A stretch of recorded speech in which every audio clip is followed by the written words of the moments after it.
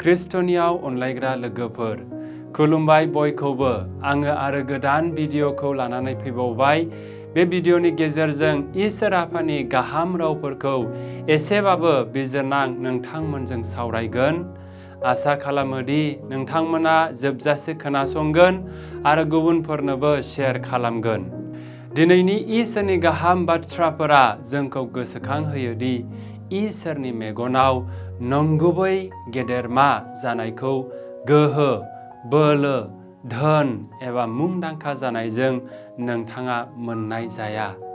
नाथाय इसोरनि लुबैनायखौ मावनाय आरो गुरैयै गुबुनखौ सिबिनाय एबा हेफाजाब होनायाव मोननाय जायो।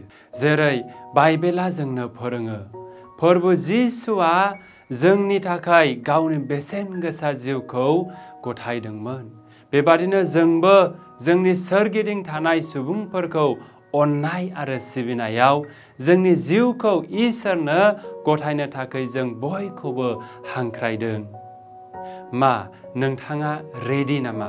सेथि फरायनाया जोंनो फोरोङोदि धोरोमनि लामाखौ जोंनि जिउआव सायख'नो। अनजाग्रा लोगोफोर, गियाननि बिजाबनिफ्राय सेथि फरायनायाव बै दुखुनि बाथ्राखौ फोरमायो जायखौ धोरोमारिफोरा दुथांफोरनि आखायाव गोग्लैब्लाबो गासैबो दुखु खस्थ'खौ सहायनो हायो।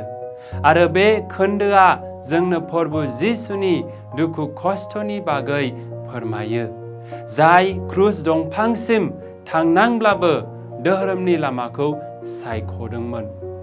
जों बयखौबो बे लामायाव थाबायनो थाखाय दिनै हांख्रायनाय जादों।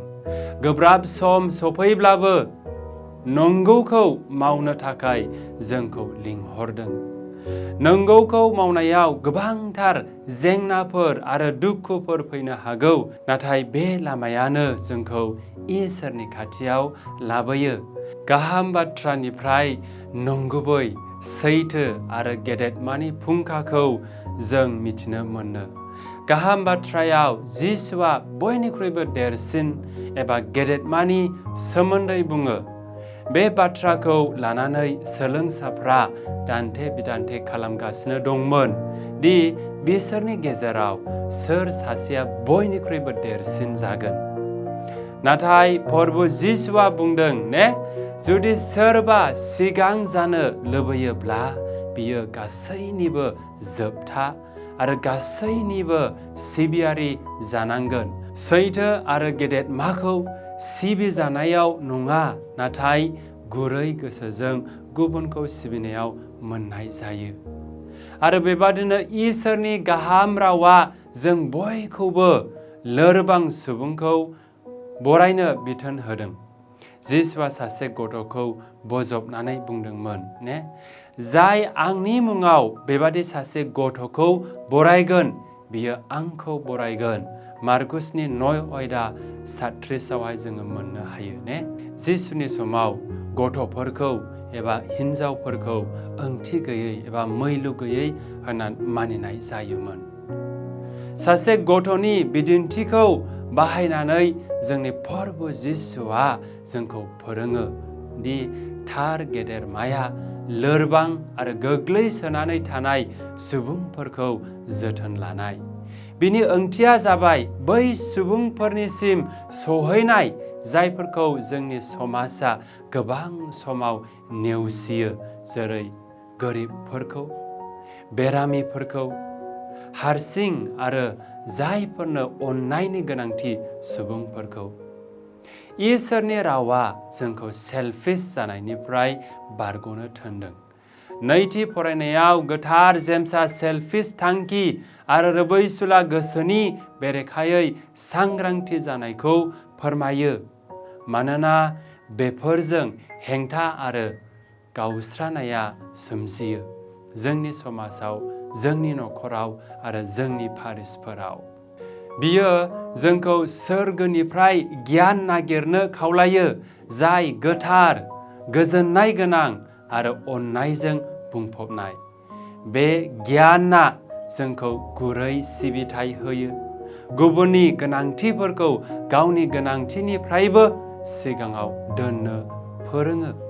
बेनिखायनो जोङो सेल्फिश जानायनिफ्राय बारग'नाया गाहाम खृष्टनियाव अनलायग्राफोर। जों बयखौबो हांख्रायदों गुरै सिबिथायनि जिउखौ खुंनो थाखाय।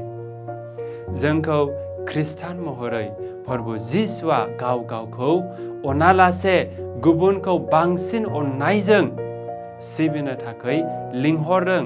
जेरै जों बयबो सिनायनो मोननाय गोथार मादार टेरेजाया बुंदोंमोन ने, डु स्मल थिंग्स विथ ग्रेट लाभ। माने मोनसे फिसा खामानिब्लाबो गिदिर अननायजों आरो गोसो होनायजों माव। मानोना बयबो गिदिर गिदिर खामानिफोरखौ जोंनि जिउआव मावनो हाया, नाथाय फिसा खामानिखौ बयबो गिदिर अननायजों मावनो हायो आरो बेनो जोंनि उननि समाजाव गिदिर सोलायनायखौ लाबोगोन। खृष्टनियाव अनलायग्राफोर, फै जों अननायजों, सहायनायजों आरो हेफाजाब होज्लायनायजों इसोरखौ सिबिनि। जोंनि न'खराव, खामानि मावनाय जायगाफोराव एबा समाजावनो जा, जोंनि मावनायफ्रा जोंनि सोरगिदिं थानाय सुबुंफोरनि थाखाय इसोरनि अननायखौ दिन्थिनाय जाथों।